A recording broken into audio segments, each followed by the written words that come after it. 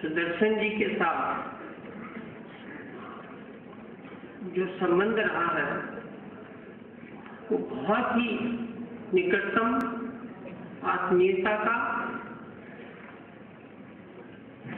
और मुझे आज भी कई बार ये विश्वास नहीं होता कि सुदर्शन जी हमारे बीच नहीं है।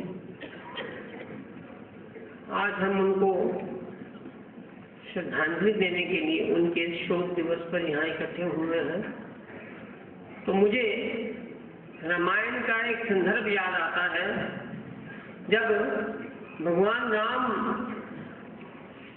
को 14 वर्ष का वनवास मिला तो भगत जो उनके छोटे भाई भरत थे वो आए और उन्होंने रोना शुरू कर दिया गुरु वशिष्ठ के समक्ष, और उन्होंने कहा कि मेरी तो बदनामी हो गई, मेरा तो अपयश हो गया। राम तो मेरे भगवान हैं, मेरे बड़े भाई हैं। लोग ये कहेंगे कि गद्दी प्राप्त करने के लिए मैंने अपने भाई को निकल में भेज दिया। तो उस समय महाकवि तुलसीदास जी की रामायण में गुरु वशिष्ठ कहते हैं, सुन भरत भावी प्रबल मिलत कहे मुनिनाथ, हानि लाभ जीवन मरण यश अपयश विरिहा। ये एक शाश्वत सत्य है। इस दुनिया में जो भी पैदा हुआ है उसको एक दिन जाना है, लेकिन इस दुनिया में कुछ ऐसे व्यक्ति भी होते हैं जो कि अपने कार्यों से, अपनी वाणी से, उनके चले जाने के बाद भी लाखों करोड़ों लोग उनको याद करते हैं। सुदर्शन जी उनमें से एक है। मेरी सुदर्शन जी से प्रथम भेंट झंडेवाला में हुई। जब मैं पहली बार तो नहीं, कई बार जाता था, बहुत प्रभावित हुआ उनसे। और उसके बाद जब रज्जू भैया के बाद 9 वर्ष वो संघ के सरसंघचालक रहे तो उन्होंने मेरा अखबार पंजाब केसरी, चाहे वो नागपुर में हो या कहीं भी हो, वो मंगवा कर जरूर पढ़ते थे। और मेरे पास आज भी उनके द्वारा लिखित चिट्ठियों का ढेर पड़ा है। इतना वो छोटे छोटे कार्ड के ऊपर बड़ी बड़ी बातें लिख जाते थे जो कि हम 20-20 पेज के ऊपर भी लिख सकते। छोटे कार्ड के ऊपर इतने सुंदर लिखते थे और मुझे कई बार वो समझाते थे, कई बार मेरी आलोचना भी करते थे। और मेरे को ऐसा लगता था जैसे ये मेरा पिता तुल्य है जो मुझे समझाना चाहते हैं कि तुम जिस रास्ते पर चल रहे हो उसमें ये गलती कर रहे हो, ये ठीक कर रहे हो। दूसरी घटना जो मैं नहीं भूल सकता वो ये थी कि हरवेली में हमारे यहाँ एक गांव है, वहां पर गौशाला का उद्घाटन था। तो मुझे एक मैसेज मिला कि सुदर्शन जी ने कहा है अश्विनी को मैं अपने साथ लेके चलूंगा। वहां गाय के साथ उनका बहुत ही प्रेम था।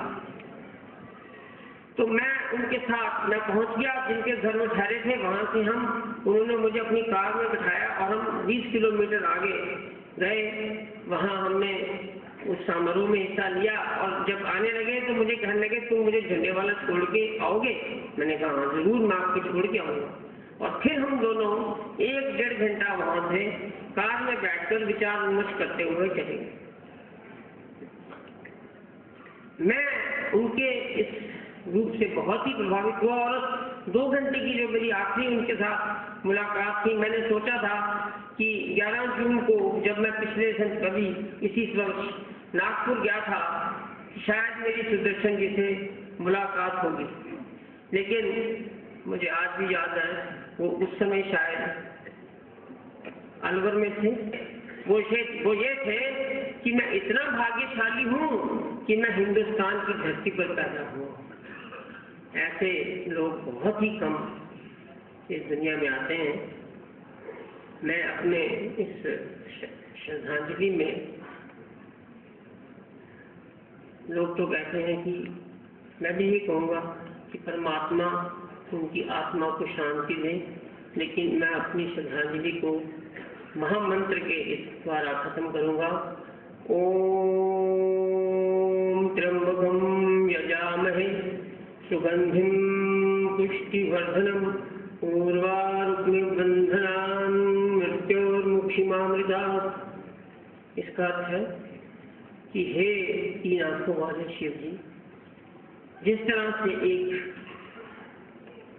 कद्दू बेल के साथ लटकता है और जब वो बड़ा हो जाता है, फल फूल जाता है और अपनी सुगंधी चारों तरफ बिखर देता है और अपने आप टूट के अलग हो जाता है, इसी तरह से हे भगवान शिव जी, जब मैं अपनी आयु पूर्ण कर लूं और पूर्ण रूप से स्वस्थ रहूं और अपने अच्छे कर्मों से इस दुनिया में सुगंधी जो है वो बिखेर दूं, तो तुम मुझे मृत्यु देना, मृत्यु मत देना, मुझे इन जन्म मरण के चक्कर से निकाल करके मोक्ष देना।